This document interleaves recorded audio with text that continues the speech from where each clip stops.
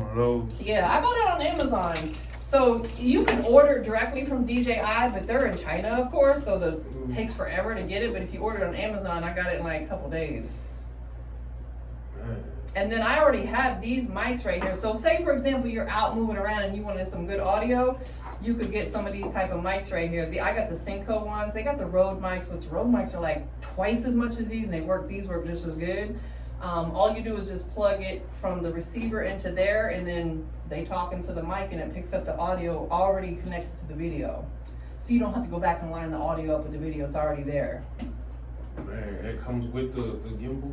Yeah, when you get it, it comes with, I bought this little case right here, but I'll show you, like, it comes with this already, exactly how this is. Then it comes with this little piece right here, and this is what allows me to, it's just got the screw and I can attach it to my tripod. Mm-hmm. What I did is I bought this cord to plug in here. That way my battery will never die, because when you film, you know, it drains your battery quickly. Yeah. So I keep it plugged in with this not HDMI, but like the C USB cord, and it runs off of this versus your battery, so you never drain your battery as long as it's plugged in on here.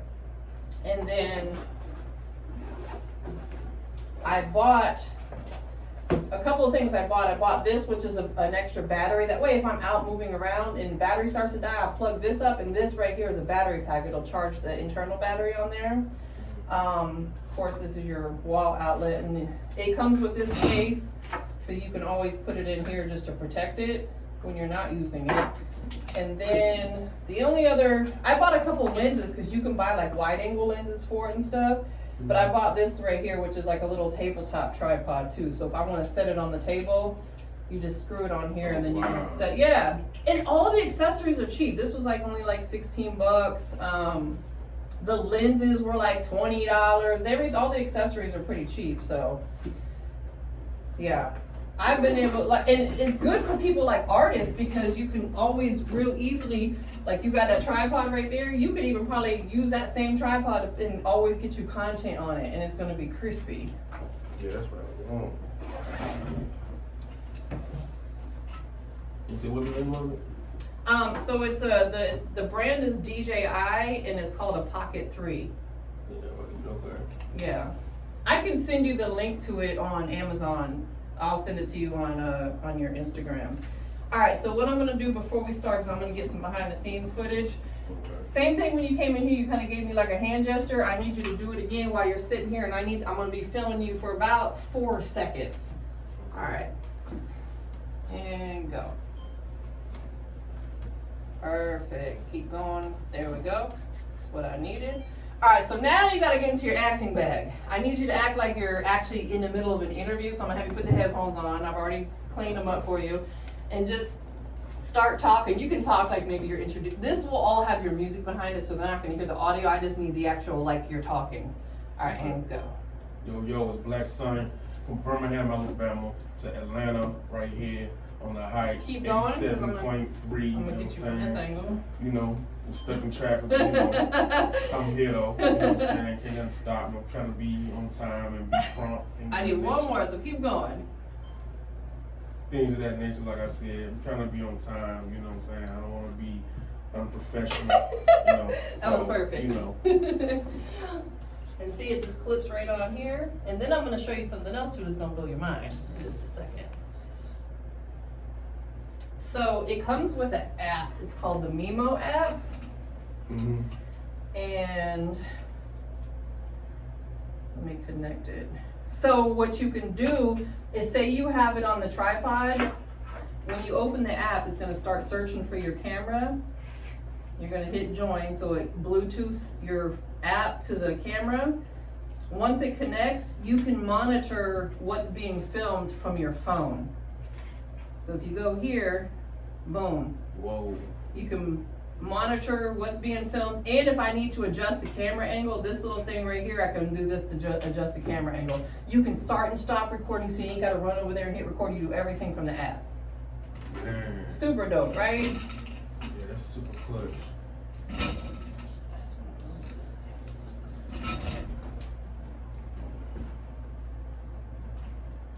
That looks good, perfect. And then so what I do is like when I record the interview on there, I capture the audio separately, and then I use the CapCut desktop version, and I line the audio up with the video, and that's where I color grade it and stuff like that. That way when I upload it to YouTube, it's got the good audio behind it, the colors are a little bit more vibrant behind it. So yeah, everything's super easy. You can download that CapCut desktop version. It's like $7.99 a month, and you can do all your edits from there. Yeah, I usually do InstaShot. I got CapCut. Yeah, I have the InShot too, but the thing with that is they don't have a desktop version. Oh, okay. So I need to move this just a little bit. But the CapCut has a desktop version, and it works very similar to like how Premiere Pro or whatever all those other editing programs are. Mm-hmm. I think I moved a little too much.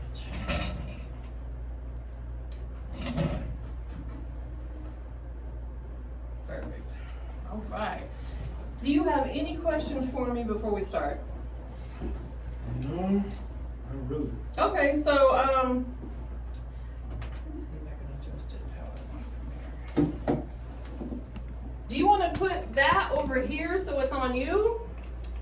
Yeah, it don't matter. Yeah, let's put it over there. But we may need to bring it up some though. How do you? Oh. Because I don't want, right now it's getting a bunch of the table. There you go. Perfect.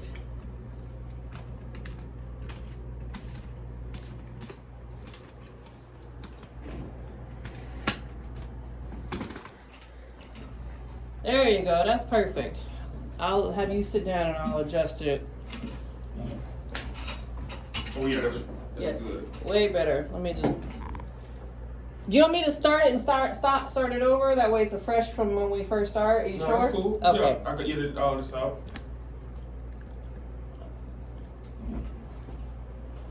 Perfect. All right.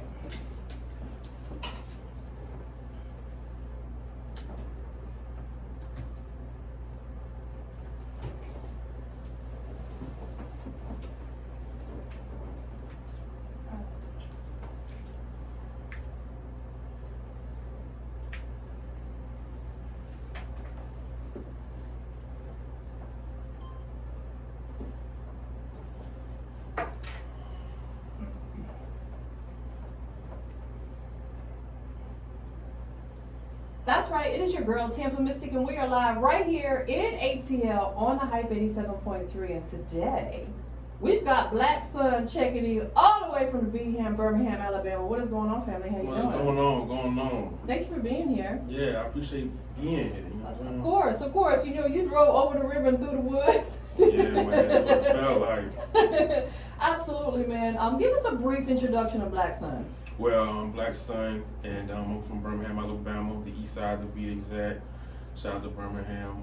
Been doing my music thing for a minute now, so. I love it. Absolutely. The name Blacksun, I love it. Listen, Thank you. I got a Blacksun right here on my arm. Oh, wow. Okay. Oh, wow. Where did the name come from? I mean, at first it was spelled S-O-N, and Nas was my favorite rapper back in the day. Yeah. He had an album called God's Son, so I'm like, no, it's God's Son. I'm going to play S-O-N since I'm a fan of Nas. Then I grew up and I started going through some real life situations, so now it's a metaphor for going from negative to positive. Blacksun. I love it. That is dope, man. Absolutely. Take us back to the early days. What was the grind like for you growing up in Birmingham? Man, it was exactly what you said. It was a grind. You know what I'm saying? I remember when I first started rapping, I was rapping, doing shows at somebody's backyard. You know what I'm saying? As an open mic, I was doing that. I started out with Miss Cat, R.I.P. to her. She from my city. She passed away a few years ago, but she really kind of molded me through doing open mics, telling me what I need to do and what I need to work on, and introducing me to DJs and just put me on game about what I need to do and what I don't need to do. Like, you know, you talk to a DJ, don't give him no CD, give him MP3, you know what I'm saying? And it's a whole lot better to come up quicker, so yeah. That's dope, man. So rest in peace to her. Yes. Sounds like she was a beautiful, pivotal part in the early part of your career, really giving you that guidance. Yeah, she was giving a lot of Birmingham artists, a lot of game Yeah. that was trying to make it, telling people who to work with, who, you know, just how to be professional, you know what I'm saying, when you outside of your city, and how to represent for your city when you know, not in the city, whatever, and you performing in these other cities and whatnot. So She sounds like she was an absolute blessing. yeah, she was, man. Wow. She was.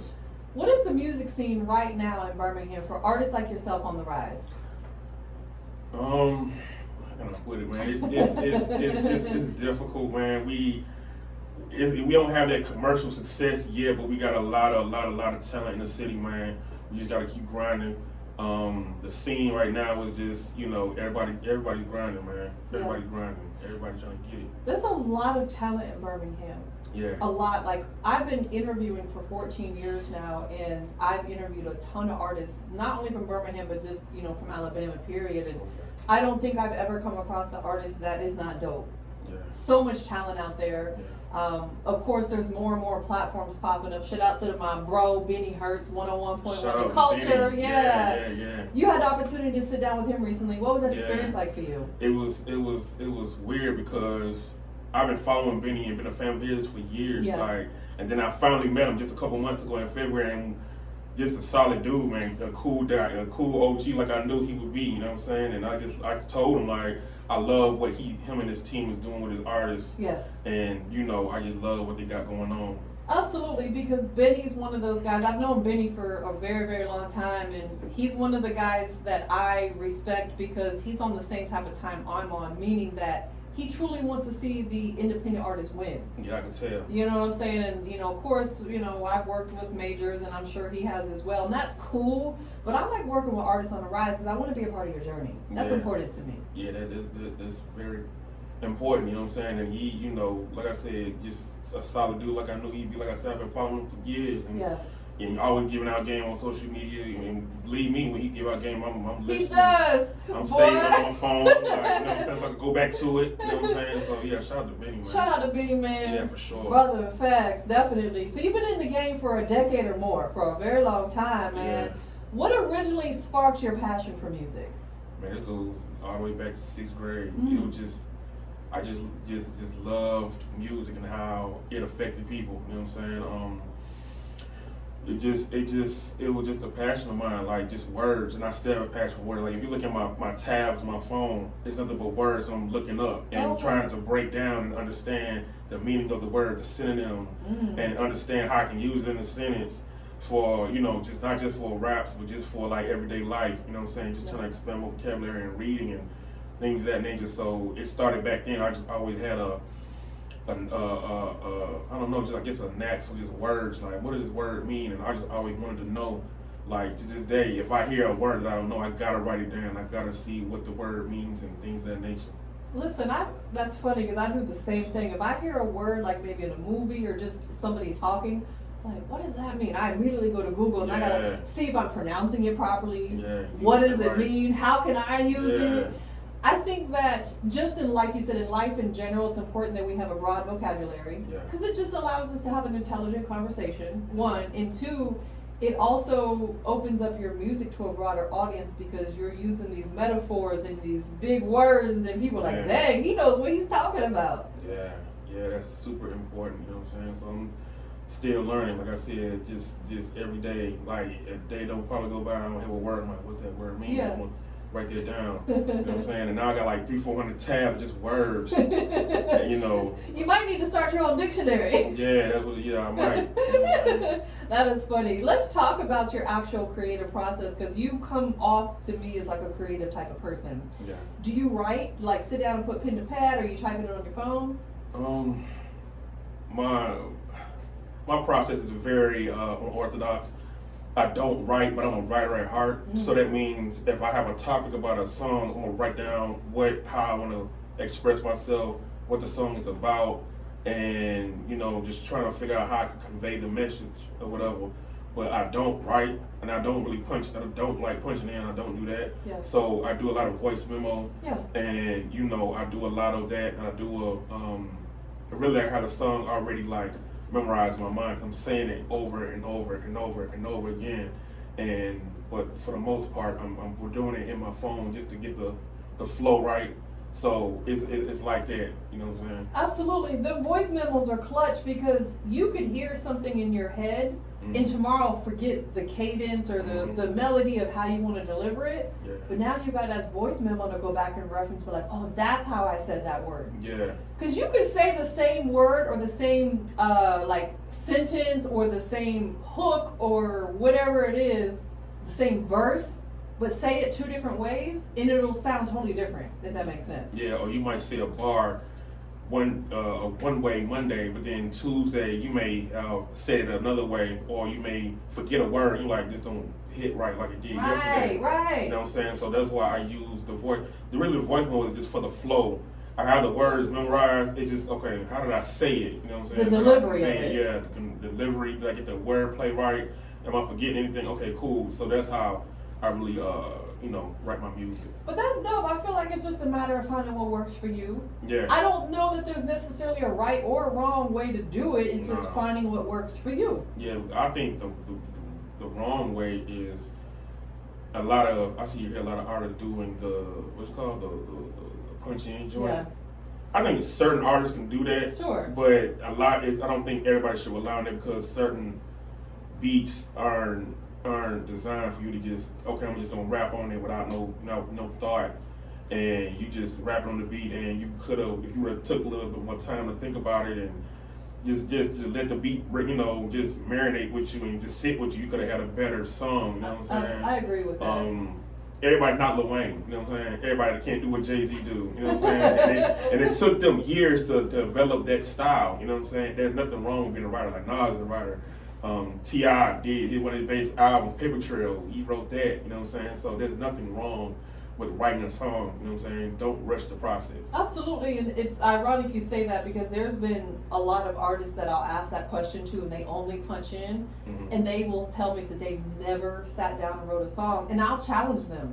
Yeah. On your next song, sit down and write it and see how it comes out differently because you may fall in love with it. Yeah. You don't know until you try, right? Yeah. So any artist out there, and it's no shade because if punching in is what's working for you, that's beautiful. However, I challenge all of y'all to sit down and write a song, whether you're putting pen to pad or his method, Blacksun's method, where you're doing voice memos to reference it, because that's still a form of writing. Yeah, it's still a form of writing, and like I said, I'm a writer at heart, so I'm always, even though I'm not writing down the lyrics, I'm still writing other things down, like what message do I want to convey, what is this song about, how do I want to, what's the problem, and how do I want to address it, yeah. You know what I'm saying? So absolutely. Do you feel like that music has become like your outlet, almost like a form of therapy for you to be able to release whatever it is that's on your heart? Yeah, for sure. Yeah. It's been like that since I was like in 6th grade. Yeah. It's always been like that, just writing, you know what I'm saying, and just releasing however I feel, because the mic doesn't have feelings, it's just there. Yeah. You know what I'm saying? So it's definitely an outlet and a therapist, so to speak. It's facts, because and I say this a lot, and it's part of why I say this to encourage artists to write. Is I had shared with my doctor about a year and a half ago that I was getting a little bit of anxiety, and I think a lot to do because there's the traffic out here is crazy, and there's just I deal with so many different types of energies and stuff. And I said, of course I don't want to go on a medication because I'm not at that point. He said, start journaling, start writing. He said, if you pour your emotions, your feelings out into words, it helps. And I'll tell you, I bought myself a journal, and I started journaling in the morning and at night, and it changed everything for me.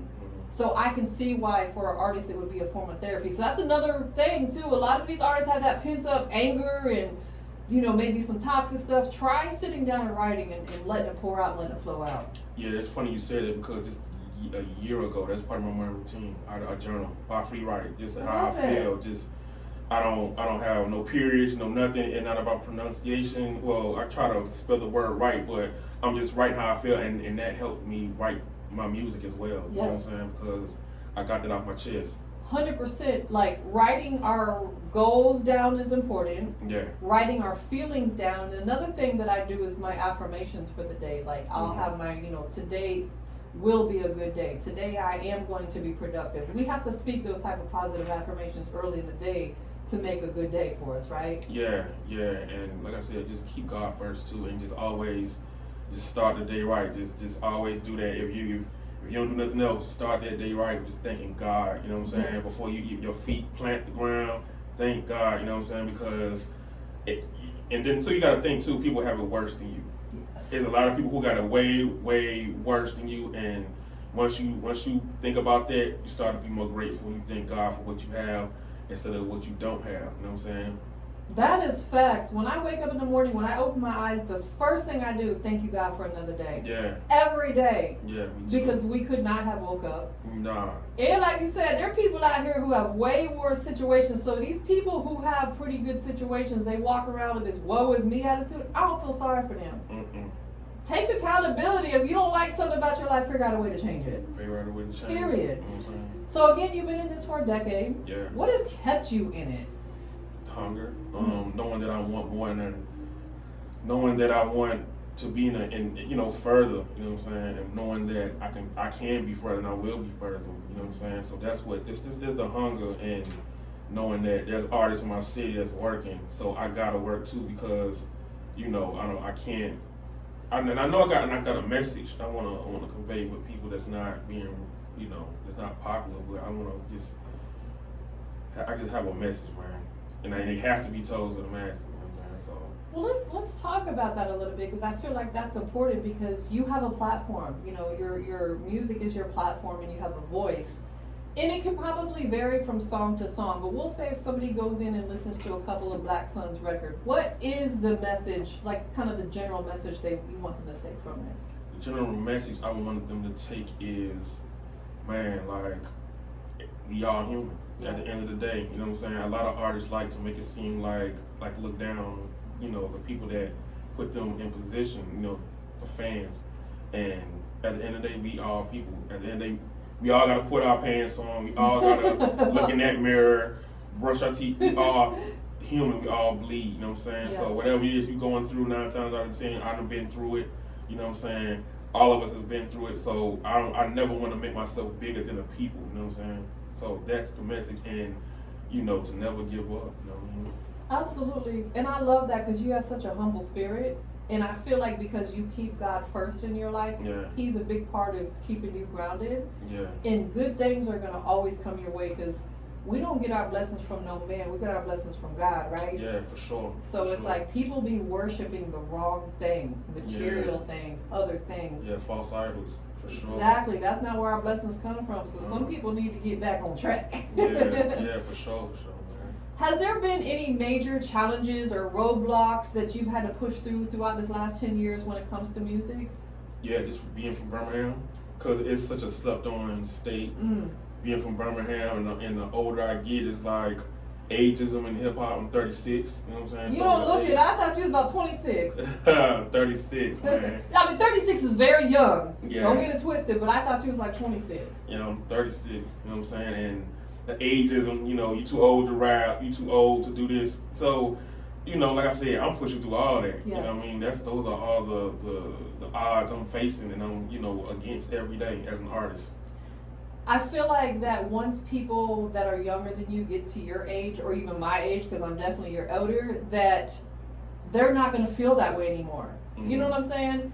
When you're like 15, 30 sounds old to you. But when you get 30, you're like, damn, I'm still young. And then maybe when you're 30, 50 sounds old. When you get to 50, you're like, man, I still feel young and vibrant. Yeah. So it's like, there is no age limit. You can do whatever you want at any age. Yeah, you know what I'm saying? Like, forget 2 Chainz had his first number 1 album at 35, 36. And he rebranded himself. I remember as Titty Boy back in the day. Facts. You know what I'm saying? So I look at that. Even, you know, the guys, you know, Griselda, they like almost 40. Yeah. They out here doing their thing, got their audience, you know what I'm saying? So, you know, ageism in the hip hop needs to stop, man.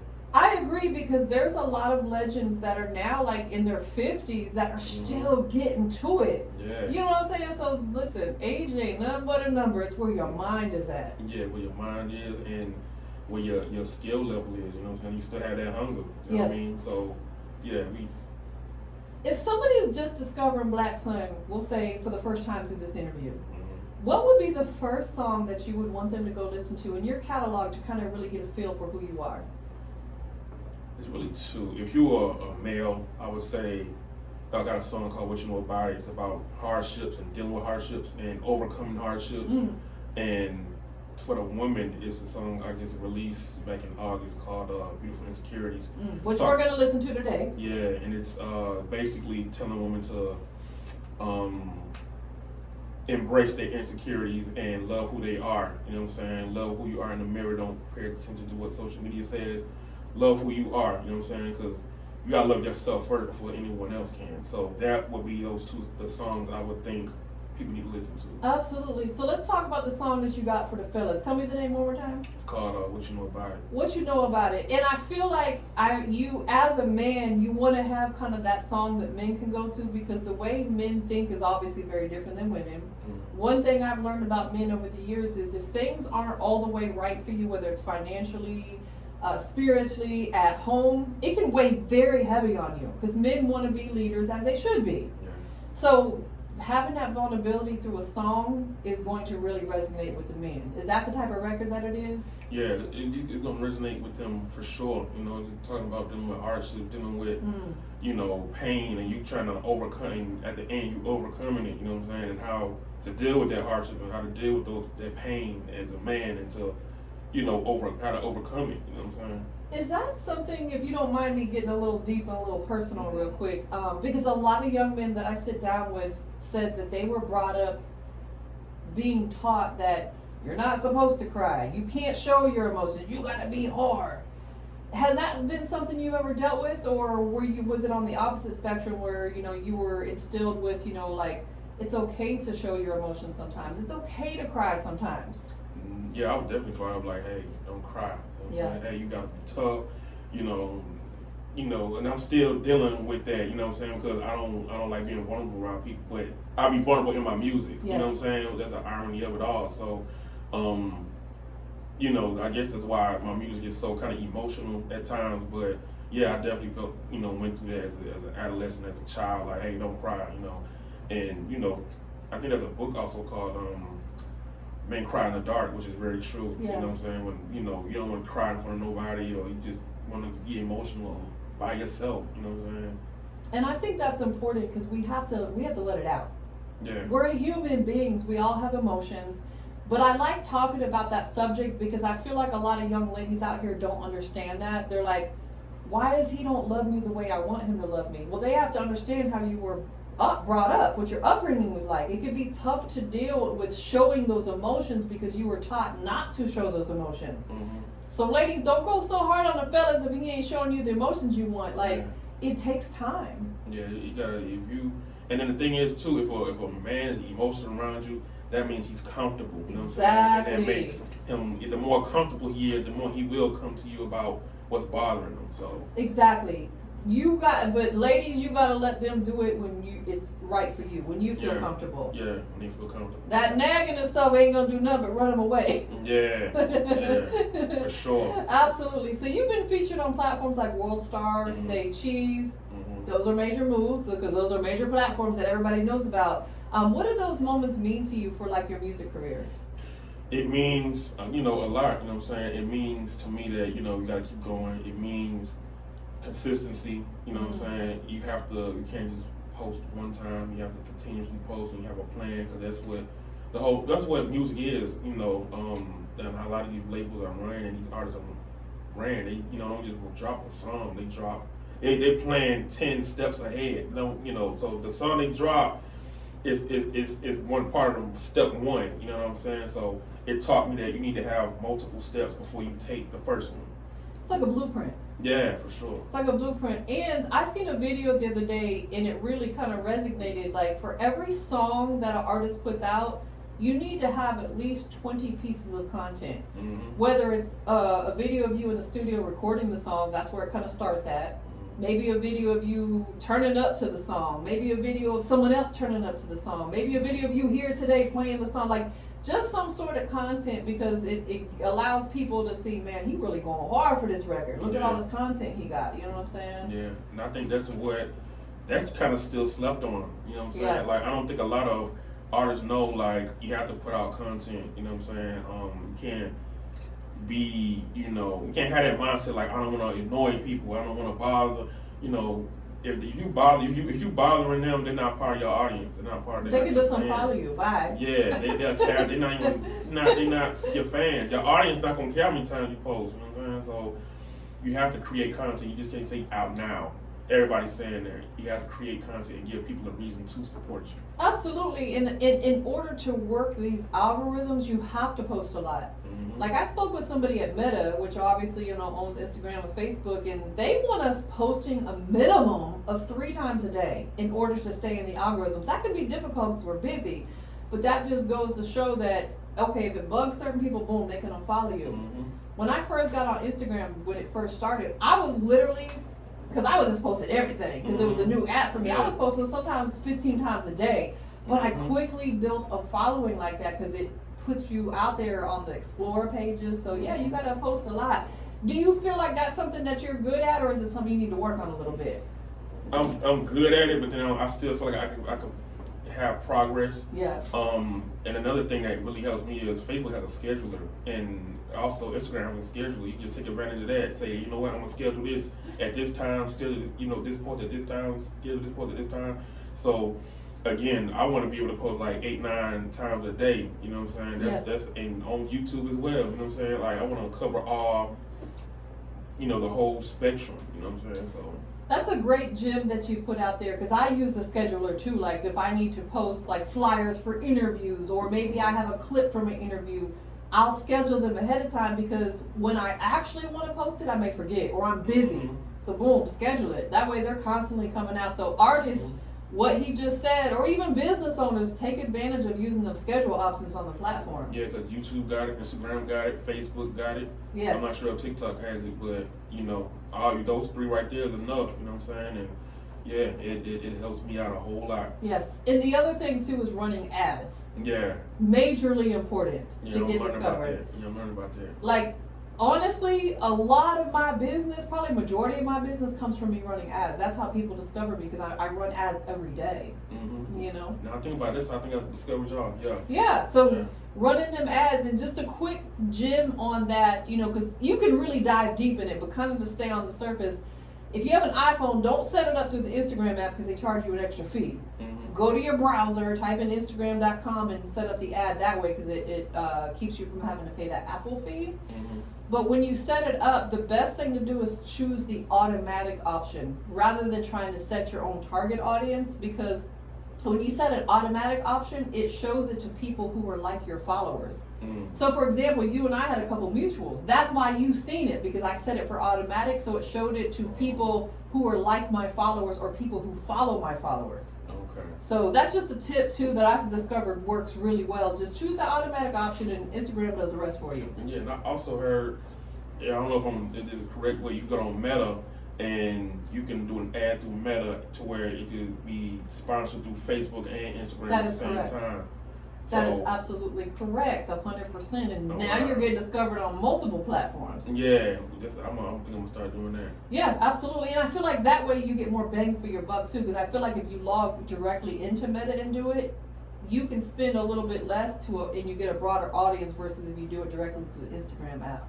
So you just gotta learn what to check off and this, that, and you play around with it and you'll figure out what works for you. Yeah, for sure. Definitely. So again, being on platforms like World Star, Say Cheese, do you feel like stuff like that also builds your confidence as an artist? Yeah, because them comments be hating, boy. Boy, they be trolling, especially on World Star. Yeah, especially on Say Cheese. If you ain't NBA young boy, they don't want to hear it. If you ain't drilling, they don't want to hear it. If you ain't killing them, they don't want to hear it. So, again, it also taught me to understand who your audience needs to be as an artist. You know what I'm saying? So they have other pages as well. Like if you are, if you do boom bap, you know what I'm saying? You could do boom bap nation. I think that's the name of the page. Or if you do like emo rap, you could go on a page that's like for emo rappers. Right. You know what I'm saying? If you do drill, you could do Say Cheese.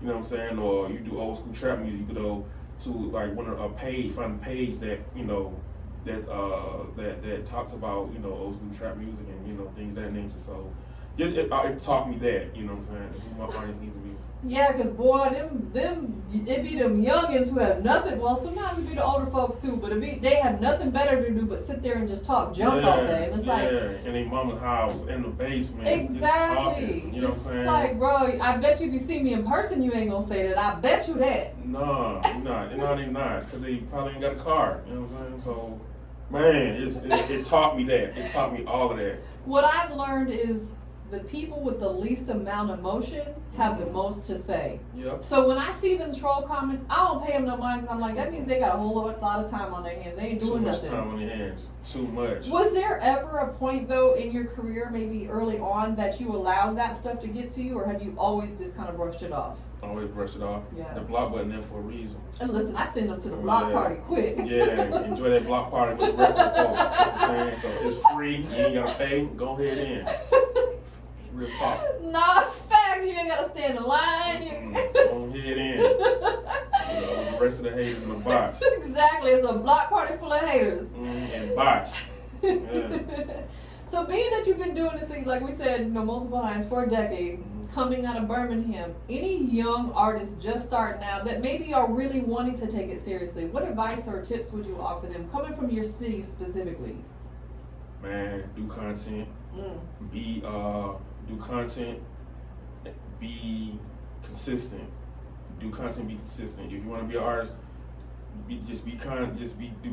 Be consistent. Do content. Be consistent. Like if you in high school, I learned this. If you're in high school, take advantage of your environment. Take advantage of the high school.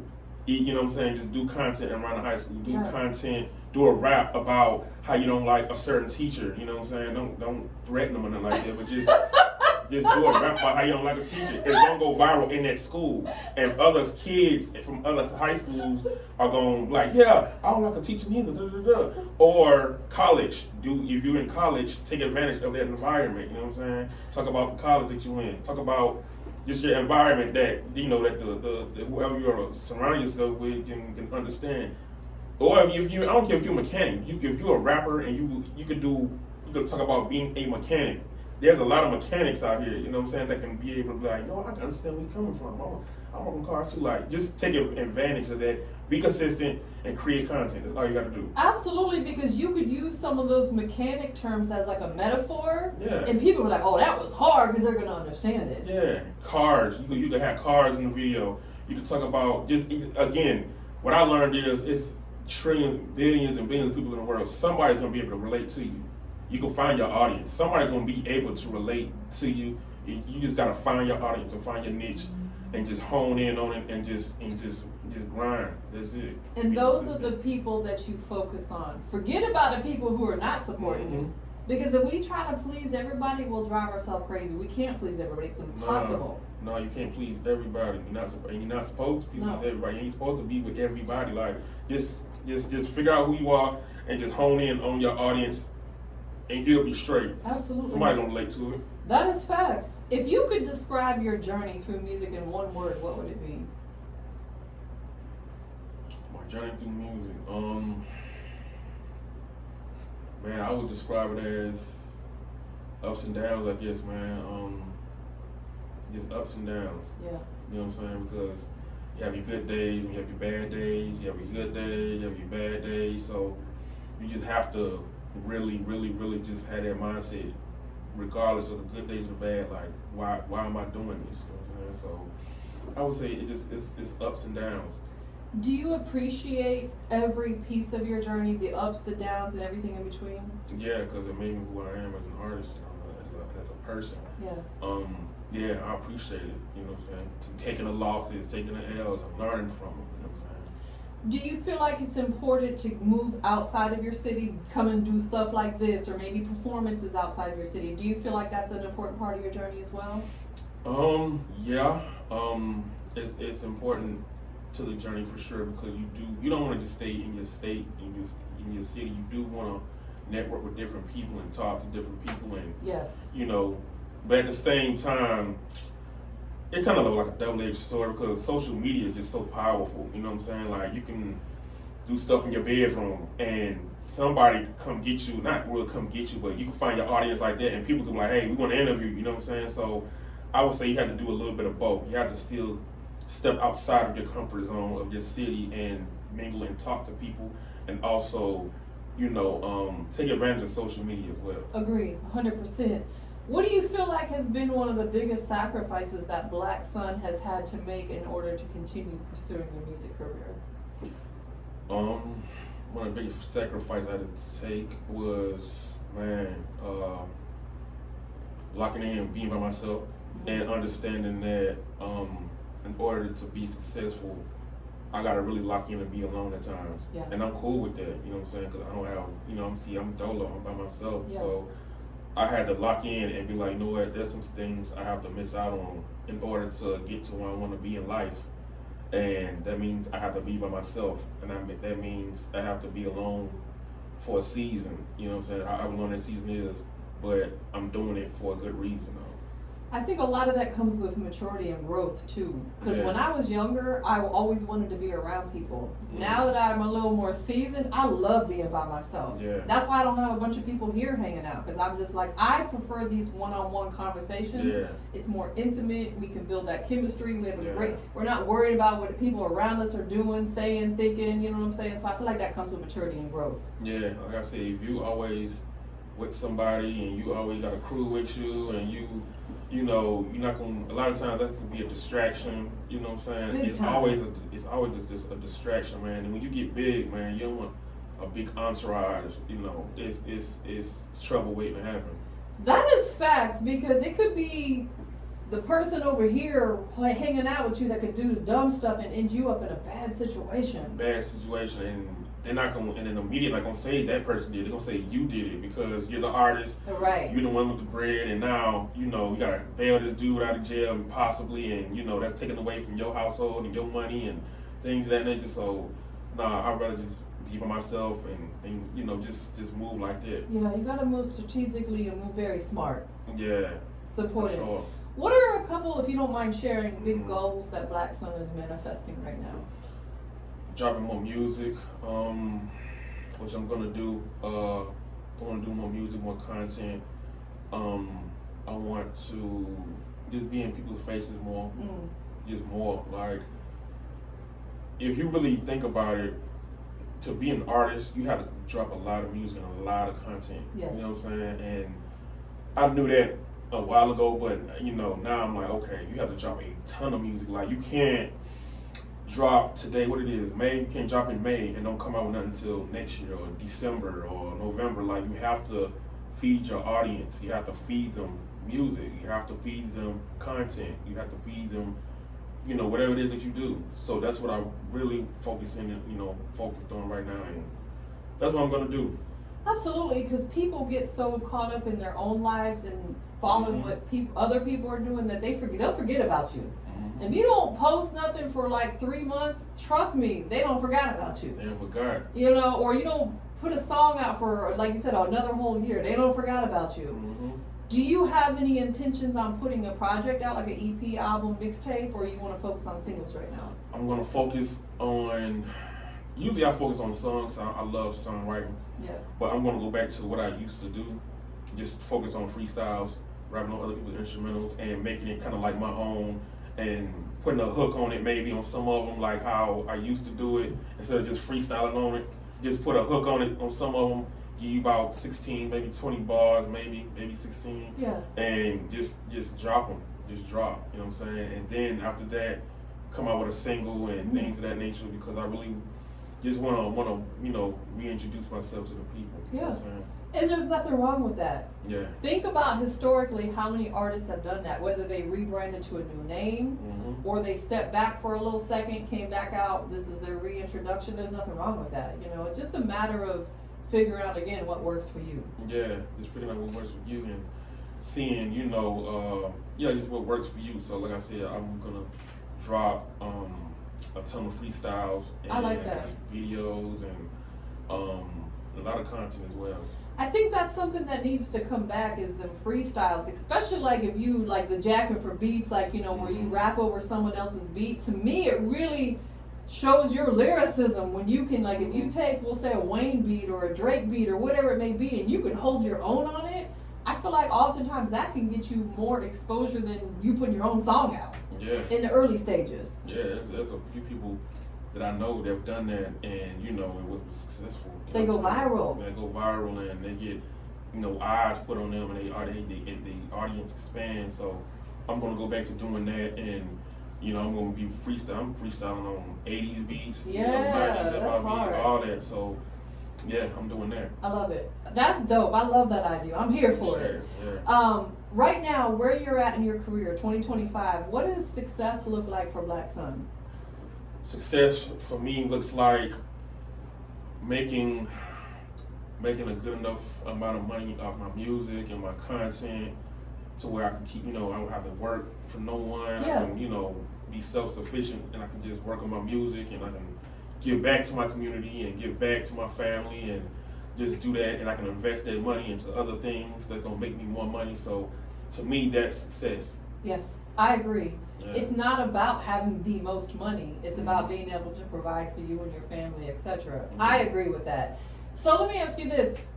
Not if, we're going to say when, because it's a matter of when you get to the point where you're making enough money off your music to be able to like not have to work a 9 to 5, we'll say, right? Do you want to invest in like other, I know you said you want to invest in stuff that's going to make you money. What does that look like for you? Does it look like real estate? Does it look like other business ventures? What does that look like for you? Possibly other business ventures, or like I said, what I really want to do too is do that, and possibly like do like movies. Oh, okay. And you know, because I do, you know, movies as well. So I want to do that and create my own short films that's accompanied with my music, you know, and do that, and you know, put it on YouTube and things of that nature. And, Yeah. You know, that's like hard. that. So on the, we'll say the short film side, are you kind of hands-on with everything as far as like writing the script, directing it, filming it? Do you want to be maybe even starring in it? I mean, maybe I could start it, but I'm more so like I would love to like maybe direct it or write it or something like that. Like I said, I do background acting anyway here in Atlanta.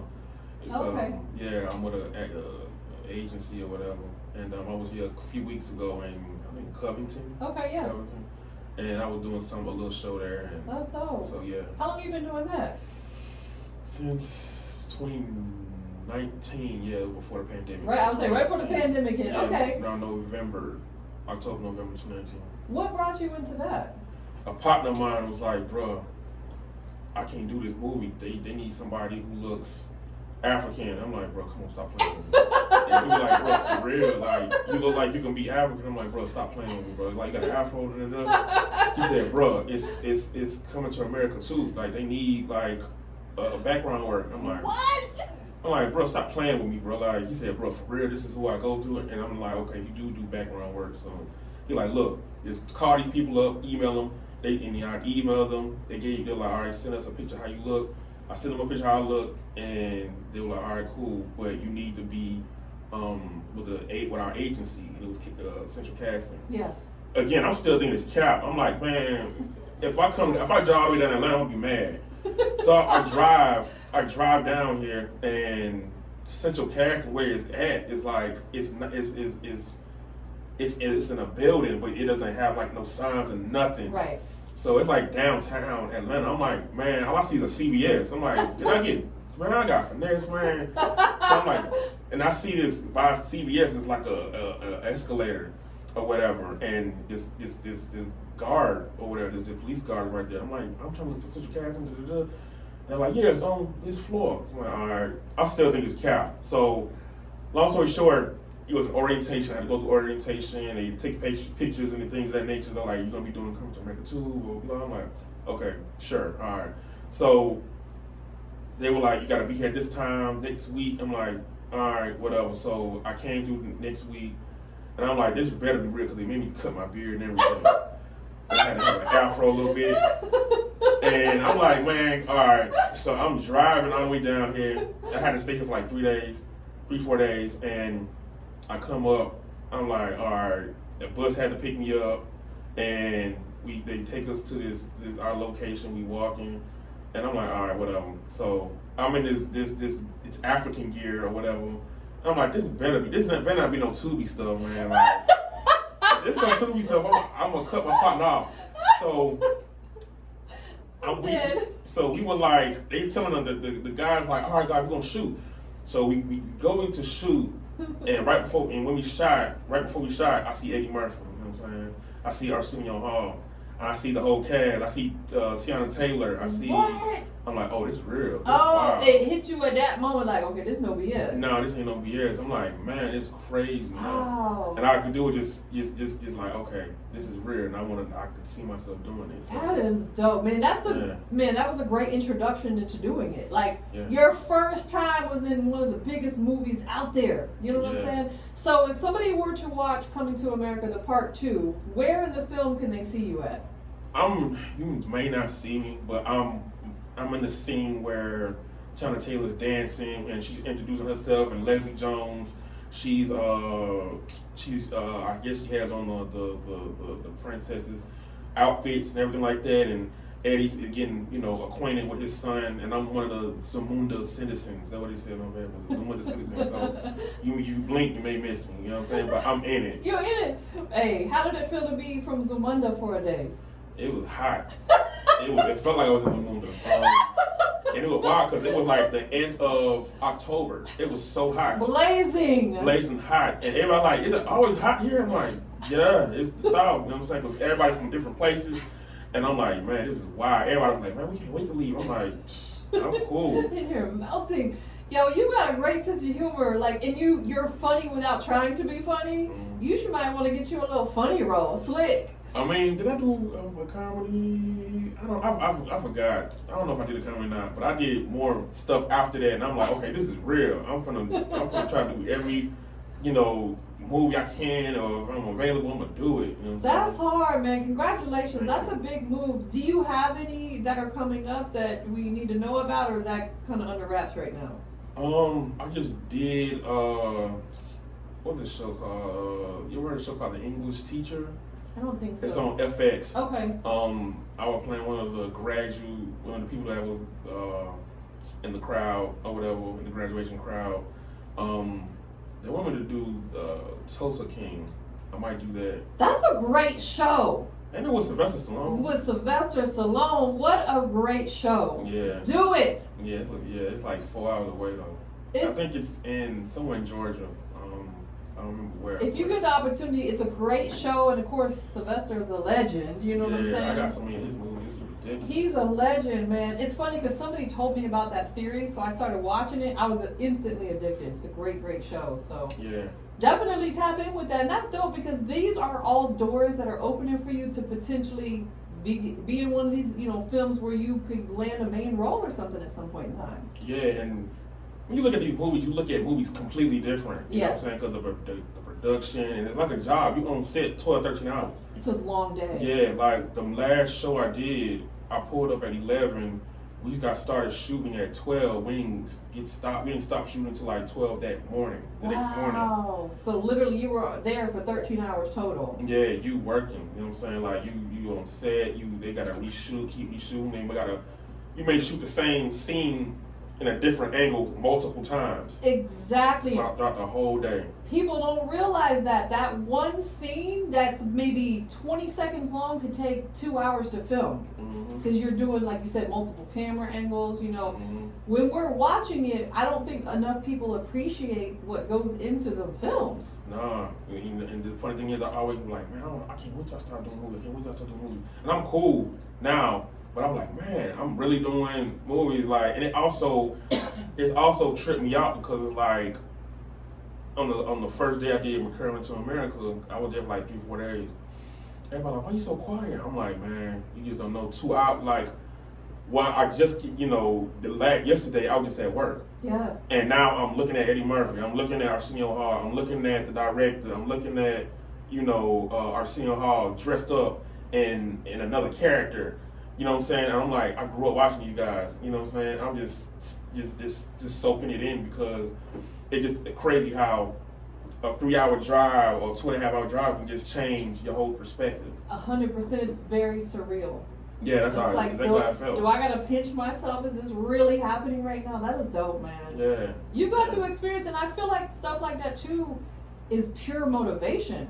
Yeah. Man, because you be on them sets and you see how hard people like the Eddie Murphys and the Arsenio's work. You're like, man, I'm gonna need to step it up a little bit. You know what I'm saying? It's motivation to go a little bit harder. Yeah, and to be honest with you, every time I come to Atlanta, it's always motivation because I don't know why, but every time I come to Atlanta, I always see like some vehicle with some YN in it or some older guy in it. And I'm like, man, these vehicles that you don't see where I'm from, you know what I'm saying? And it's just inspirational. Whether it's theirs or they capping or whatever the case may be, it's like, man, I want something like that, and I know I'm gonna get it. You know what I'm saying? So it's just inspirational because it seemed like Atlanta's like a hustle city to me. You know what I'm saying? So it's a lot of money out here. Yeah, and you just see anybody hustle, you make you want to step their hustle game up 100 times more. You know what I'm saying? So that's why I moved here, because Tampa's it's a great city, but I feel like in order for me to elevate, I had to move to a place like Atlanta,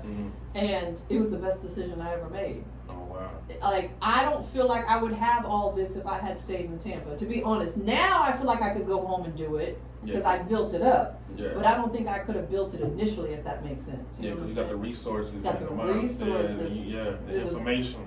The information is so important, 100%. Let's talk about this record. You said this is the one that you want the ladies to go check out. It's called Beautiful Insecurities. Yeah. What initially inspired this track for you? I wanted something 90s inspired. I wanted something to motivate women, because in the hip hop you don't really have that like we used to. So I wanted to bring that back and let women know that, hey, you know what I'm saying, like it's okay to be insecure about whatever it is you're insecure about, because at the end of the day it's beautiful. You know what I'm saying? You can't fix it or anything like that. If not something that's in your control, it's, you know, just it's cool. Embrace it. You know what I'm saying? There's nothing wrong with how you look, whether you're skinny or big bone or whatever the case may be, short, whatever.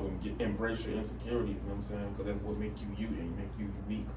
That I could not agree more, because I feel like no matter what we look like, you could be the skinniest person or you could be the largest person, people are going to talk about you. Yeah. You could be the poorest person or the wealthiest person, they're going to talk about you. Yeah. It don't matter. So at the end of the day, be you. Yeah, and be unique. You know what I'm saying? And being you is unique, because nobody's made like you. You know what I'm saying? So I don't think women hear that enough in hip hop, and it's like we have to go back to that. You know what I'm saying? We have to go back to, you know, just respecting the woman and encouraging them and, you know, just uplifting them more. Do you feel like that social media played a big part into why a lot of women are altering their bodies and their image? Mm-hmm. And also insecurities. You know what I'm saying? Like, I think social media heightened that. You know what I'm saying? Yeah. Like, it just heightened it. You know what I'm saying? Like, it did that. You know. And sometimes women may feel like, oh, this girl did it and she got all the likes, but at the end of the day, it's just likes. It's just social media, you know what I'm saying? And it doesn't mean anything. And those likes aren't gonna fill that void that you have inside. That is facts, and please, ladies and gentlemen, yeah, for sure, stop comparing yourself to what you see on social media, because I'll tell you something, the right angle and the right lighting can make you look totally different. If you take a picture of that same person with bad lighting and a different angle, they be like, oh, they look like a totally different person. Totally different person. You know, there's apps that people be out there editing and this, that, and the third. So it's like, stop comparing yourself, you know, just like you said, the insecurities can be beautiful. Yeah, you know what I'm saying? Somebody gonna like it. Somebody gonna like it. Yeah. Who produced this record? My partner named Hood Zone. Okay, he's from your city? Yeah, he done a lot for the city as a producer, man. That's Shout out to Hood Zone. So yeah, he produced it. Crazy part about it, I think this song like 10 years old. Okay. He recorded it, and I get to know how to. I just didn't want to throw it out there, you know what I'm saying? But now I'm like, it has to be told. The story has to be told. I agree, because right now is the time to tell it. With so many people being insecure, like you said, with what they see on social media.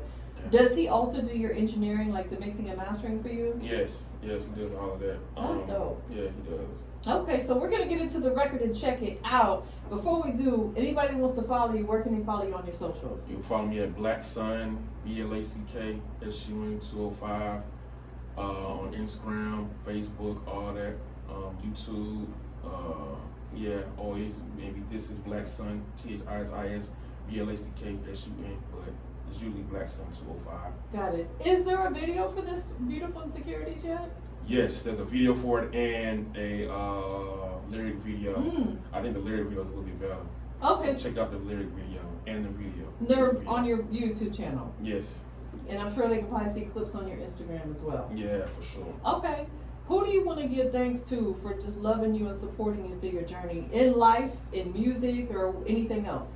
My city, I want to thank my city, you know what I'm saying? I want to thank God for allowing me to be here and get here on time and get here, you know, safe and sound because it was raining. I'm on my way here and I was shining, so thank God. I want to thank my fans, the day one fans that, you know, still like my music and been supporting me. Just know that there's more to come, and shout out to Birmingham, shout out to the East Side. Absolutely. Shout out to yourself too, man. Thank you. You're a whole vibe. You Shout out to Blacksun in the building today. Before we get into the record, anything else that you need to let the people know about, or is there one last gem that you want to leave them with? Man, just be you. Don't be scared to be you, and don't worry about the haters. You know, just worry about who's supporting you, and not the haters. You know what I mean? So, yeah, I'll leave y'all with that. I love it. Big facts, man. Well, we got the record loaded up, ready to go. Introduce it for us. All right, man. It's Blacksun. Here's my new song, "Beautiful Insecurities," which is produced by Hood Zone. Y'all check that out, ladies. Check it out. It's for y'all for sure. Already, y'all stay tuned for it. Oh yeah.